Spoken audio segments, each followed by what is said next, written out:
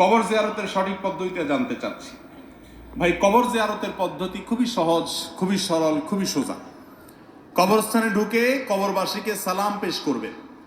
সালামুন আলাইকুম দারা কওমিন মুমিনিন ওয়া ইন্না ইনশাআল্লাহু বিকুম লাহিকুন নাসআলুল্লাহ লানা ওয়া লাকুমুল আফিয়াহ। হে ঈমানদাররা, যারা এই কবরে শায়িত আছো, তোমাদের প্রতি সালাম। তোমাদেরকে আল্লাহ তাআলা শান্তিতে রাখুন, শান্তি বর্ষণ করুন তোমাদের উপরে। আর আমরা অচিরেই তোমাদের সাথে এসে যোগ দিব, আমরাও আসছি তোমাদের পেছনে পেছনে। এই সালাম পেশ করা, এটি হলো কবর জিয়ারত করা।